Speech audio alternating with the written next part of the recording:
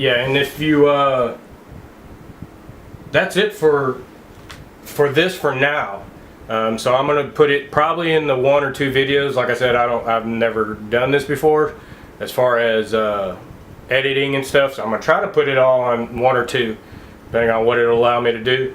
And then when I buy, the Hydra, I forgot to tell you about that. So that $600 part I was telling you about, right? For this, got sidetracked. It has this piece that you unbuckle, and then you slide it, and then it has these 2 pin looking things, and you put them to the side, and the whole barrel will come out with the gas tube and everything. Well, 9mm you won't have a gas tube, but your AR and all those other ones, the whole barrel will come out. And then you go buy any, from what they were saying, any mil spec. It might not just be mil spec, but any of the, yeah, I think it is mil spec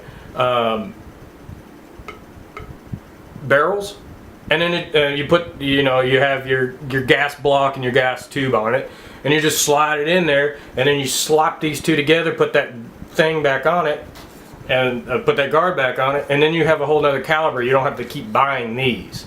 That's why this Hydra system is awesome if you're starting out and you want to do a lot of different calibers, because that's what ARs are. ARs are made for different calibers. That's what makes them so unique and why everyone likes them, because you can shoot a 9mm or a 50 cal out of this thing. They have uppers that will shoot a BMG.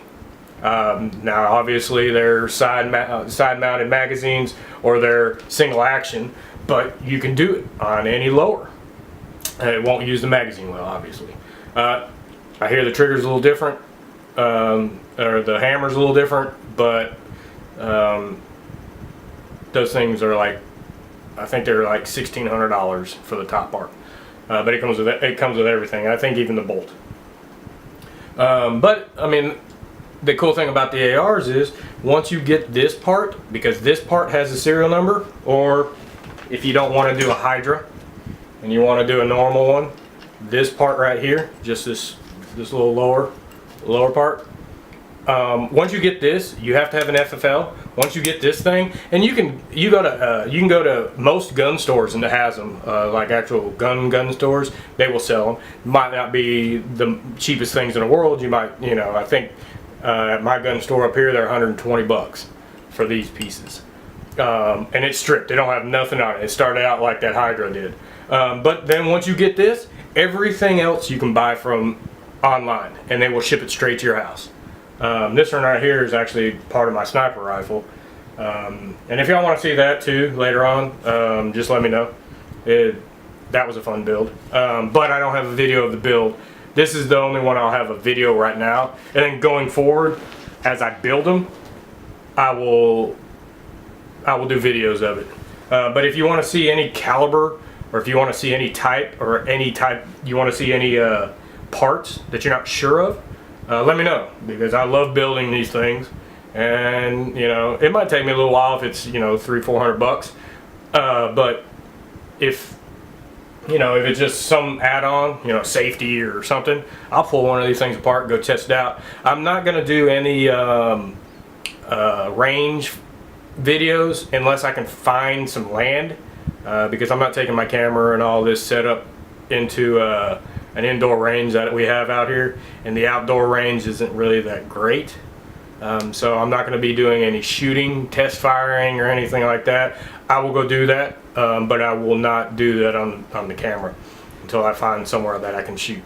And if anyone knows anywhere in the DFW that's a good outdoor place and that will facilitate that, let me know, because I've been looking for a good outdoor range. But that's it. If you want to see anything or any parts, any brands or anything, let me know, because there's thousands and thousands of different handguards out there. And I've got most of mine. If you want to see the other ones, I do UDG, and they do like a really thin one, but that takes because some people like using the iron sights with the UDG, you have to use a low profile gas block that will not allow you to do an actual pigtail on it or actual M16 sights, front sights. Those, and some of them actually are built for it. Some of them have little indentions out of it, depending on how long of a barrel and how long of a handguard you have. They do build them into it. But I just like the low profile things because I don't like these bulky things, and I like these, this type where you can add different stuff onto it. I'm starting to get into the the M mods. They're about, it's, I guess, I don't know who started it. It might have been Magpul. But I know, like, one of my other rifles, my original AR-15, I have the little slide and the handguards come out just like an M16 did, the old school ones, or the older ones. Or even, I take that back, even the M16's A4s, they all came apart like that. They have that little ring that's pushed down. That's what style mine was. It was a 16-inch barrel. So I got a Magpul that just slid into it. I didn't take it apart or nothing like that. I just pulled the ring back, and this thing, Magpul makes these ones that fit in, and it's an M-LOK. And I like the M-LOK. The UTGs are key mods, and you talk to all these different people, and everyone likes different things, but they basically work the same. I mean, you click it in, and then you screw them tight, and then they tie it in. One of them you slide the lock in and then tighten them up. The other one you put in and then twist the little insides and then lock them in place. But I mean, essentially it's the same thing. It's just the look on the outside of it's a little different because the M-LOKs look like this. See the little slots right here? This is what an M-LOK looks like. And then the key mods just have these little round bevels on it, kind of like a picture frame hook. Looks just like a bunch of picture frame hooks all over the place. But if you want to see those, let me know, and I will do that. And then if there's any scopes, because I have different scopes on all my other rifles. I have Vortex, love those guys. If you're going to look for a scope and you want a good, cheaper one, they make the high-end ones too, but they have one of the best warranties that I've ever seen out there. You can basically drop it and break it into 4 or 5 pieces, pick the pieces up, give it back to them, and say, hey, fix them, and then they'll either send you a new one or they'll fix that one. But you don't have to register them, you don't have to have the original receipt, you just have to have the pieces. Or if you know it just after a while they just break, the lens falls out or whatever, they'll fix it. I've heard a lot of good things about them. I have a Red Dot and I have a Crossfire 2. I love them, and I'm about to order 2 more. For I've got the Crossfire on my Beowulf, and I've got the I want to get the 1x6, and it's got this little night vision reticle on it that I want to get. I'm in the process of getting that, and then they have those little hollow sights that go on the sides. Obviously it wouldn't work on this because it's a hollow sight, but on the regular sights you kick it off sideways in those 45-degree things, and they got this little bitty thing you see on the sides of them. That's a little bit hollow sight. Vortex makes those too, so I'm going to try to get one of those to see how it works, because I've never transitioned from a scope, a 1x4 or 1x6 or a 1x8. I've never transitioned to that to Kank at 45 and do it, so I want to try that. But then I have Nikon, just your normal hunting scope, your 3x9 by, I want to say 40, I've got a 40 or about 50, one of the two. I think it's a 40. I love it. And even the Vortex ones, they're crystal clear. My Leopold, my Leopold is a 3x9 by 40. Love it too. It's clear. All my scopes are clear. And then I have a Nikon 4x16 on my sniper. Is it 4x12 or 4x16 or 6x16? I don't know, I gotta look at it. But it's a Nikon, one of those pro staffs. It's a lower end one. I spent a couple $100 on it. I didn't spend no $1,000 or whatever, and it's clear. It's really clear. Because Nikon, they're the ones that make all the lenses for all this stuff. So you can't go wrong with any of those 3 brands that I've had. And the reason I went with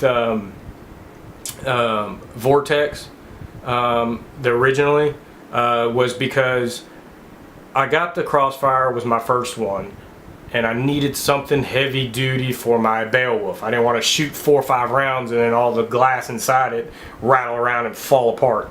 And I knew that they had one of the best warranties. So if it did, because it's a big round, if you've never shot a Beowulf, you know someone that has one, they're a blast to shoot. But they kick and they move. So I didn't know how the glass was going to be. I didn't want to go try some other cheap one. They had a good warranty at the time, or they still have the same warranty. So I was like, win-win. You know, I spent on what, $250, $300? No, I think I spent $200 on that scope, and $100 for the rail system for it. And I've been shooting it for a year and a half, 2 years now. Yeah, it's been over 2 years now. And I've put about, probably about 1,000 or so more rounds through it. It's not your, go out there and shoot 1,000 rounds every day. Every time I go to the range, I'll bring it out there and I'll shoot, 40 to 60 rounds. It's a big caliber and it's not cheap to shoot. So that's why I originally bought it, and I haven't had any problems with it. Now, those are the guys I go to. If I need a scope, I go. There is another EOTech that I want to try out. There's this limited edition. It's a green OED one that I want to buy, and it's got a 3x behind it. It's $1,000 bucks, but these are what we have.